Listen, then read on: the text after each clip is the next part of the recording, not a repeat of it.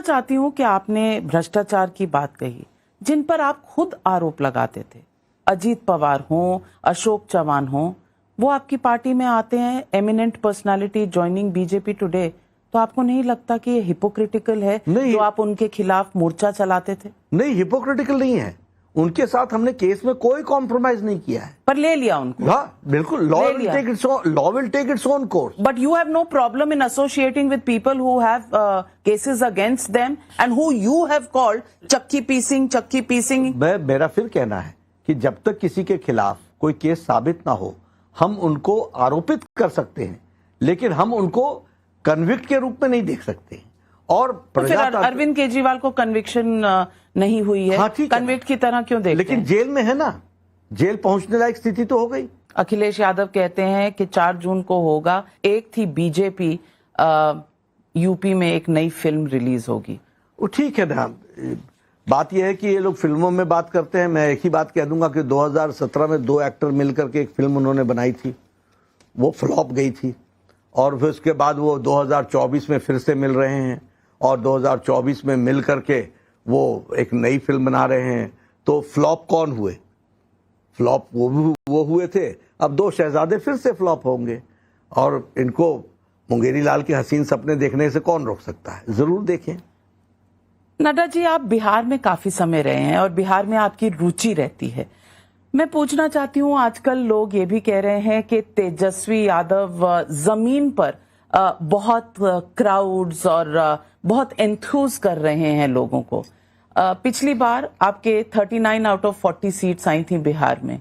इस बार मुकाबले की टक्कर है, और आपका जो ये कभी हाँ कभी ना नीतीश कुमार के साथ चलता रहता है, आपकी क्रेडिबिलिटी बिहार में इस वक्त लो है। तेजस्वी को इसका फायदा होगा क्योंकि युवा नेता भी हैं, और कहीं ना कहीं उन्हें धोखा दिया गया है। क्या जवाब देंगे?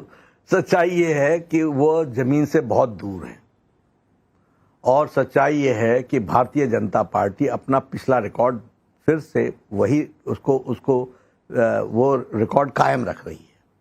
कोई फर्क नहीं आने वाला है। 39, हाँ बिल्कुल। और तेजस्वी भी जानते हैं, अच्छी तरीके से जानते हैं। वो तो अपनी विधानसभा की तैयारी कर रहे हैं इस लोकसभा में। वो ये लोकसभा लड़ ही नहीं रहे हैं। उनको मालूम है कि उनको लोकसभा में साफ होना है। उनके जात भाई भी, वो भी सबका साथ, सबका विकास, सबका विश्वास मंत्र को लेकर के मोदी जी के साथ चल रहे हैं। भारतीय जनता पार्टी बिहार में स्वीप कर रही है। वह तो अपने काडर को बचाने के लिए लगे हुए हैं ताकि वो विधानसभा का ठीक से चुनाव लड़ सके। और ये जो आप भीड़ बोल रहे हैं ना, ये अखिलेश का भी आपको भी स्टाइल ऑफ ऑपरेशन। ये लोग एक दो सभाएं क्यों करते हैं? मोदी जी की तरह 10-10 सभाएं, 4-4 सभाएं क्यों नहीं करते? हम लोगों की तरह 3-3 सभाएं क्यों नहीं करते हैं? क्योंकि ये साथ में क्राउड लेके जाते हैं।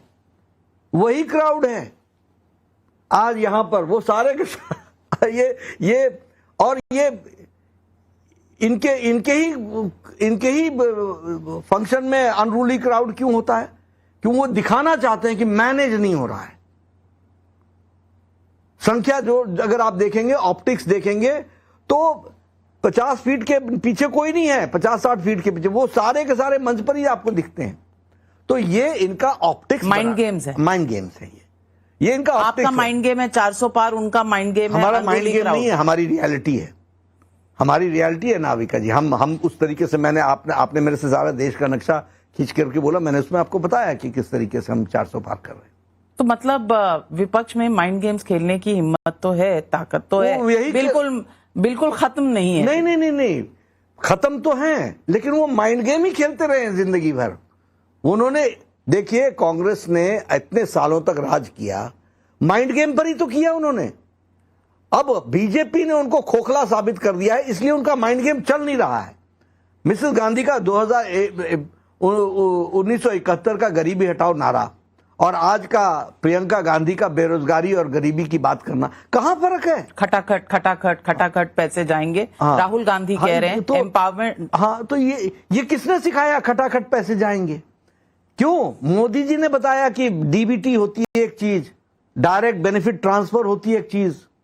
तुम्हारे पिता ने तो ये बोल दिया कि 100 रुपए भेजता हूं तो 75 तो रास्ते में खर्च हो जाते हैं, लीक हो जाते हैं। ये तो तुम्हारी क्रेडिबिलिटी है। तो माइंड गेम कहां है नाविका जी? ये तो माइंड गेम ही खेलते रहे, इन्होंने काम कहां किया धरती पर? अगर आपका गवर्नेंस का रिकॉर्ड इतना अच्छा है, अगर सब कुछ इतना सही चल रहा है और लोगों के पास सारे फ्रूट्स ऑफ डेवलपमेंट पहुंच रहे हैं, तो फिर विपक्ष का कहना है कि पोलराइजेशन की क्या जरूरत है? अगर मंगलसूत्र की बात की जाती है, कहा जाता है कि भैंसें छिन जाएंगी आपकी, जब कहा जाता है कि टोटी चोरी हो गई, इस रास्ते इस चुनाव को ले जाना क्यों है? और पोलराइजेशन जो कहा जाता है कि मुस्लिम रिजर्वेशन हो रही है, एक तरह से हिंदू मुस्लिम करना इस चुनाव का क्यों जरूरी हो गया बीजेपी? देखिए, मैं आपको बताता हूं, थोड़ा सा समय लूंगा आपसे। प्रधानमंत्री मोदी जी ने जितनी भी स्कीम्स चलाई, वह स्कीम्स एक प्रिंसिपल पर चली, सबका साथ, सबका विकास, सबका विश्वास, सबका प्रयास। और कोई भी स्कीम ने मार्जिनल सेक्शन ऑफ सोसाइटी को एम्पावर किया, विमेन को एम्पावर किया, यूथ को एम्पावर किया, किसान को एम्पावर किया, हैव नॉट्स को एम्पावर किया, marginal section of the society को एम्पावर किया। इसमें बहुत बड़ा शेयर हमारे माइनॉरिटीज में मुस्लिम्स को इसका साथ मिला। 10 साल में मोदी जी ने कभी भी हम मुस्लिम्स के लिए कर रहे हैं, कभी एक वाक्य नहीं कहा। हमने मुस्लिम्स को इतना कुछ दिया, कभी एक वाक्य नहीं कहा। क्यों? नेशनल इंटरेस्ट में सेकुलरिज्म को रियल शब्दों में, लेटर और स्पिरिट में मोदी जी ने 10 साल इंप्लीमेंट किया, 10 years। और भारत की पॉलिटी में special treatment to none, appeasement to none and justice to all, इसको लेटर और स्पिरिट में किया। और सेकुलरिज्म को उन्होंने रियल स्पिरिट में फॉलो करके इस भारत की पॉलिटी को एक लाने का काम किया। ये कांग्रेस के पार्टी जो डिवाइड एंड रूल के आधार और बुनियाद पर खड़ी है, फूट डालो और राज करो, इसने अपने मैनिफेस्टो में पैरा 1, पैरा 5, पैरा 6 में लिखा कि special treatment will be given to minorities and special provisions will be made for recruitments and even in ad hoc jobs। अब उनके लिए माइनॉरिटी कौन है? उनके लिए माइनॉरिटी मुस्लिम है। Let it be very clear. Manmohan Singh as chief minister, as prime minister, national development council में बोल चुके हैं, the first right on the resources of the country is of Muslims. Mumbai के प्रेस कॉन्फ्रेंस में उन्होंने रीइटरेट करके कहा कि they are deprived, they should get the first right. इसलिए उनके लिए माइनॉरिटी मीन्स मुस्लिम।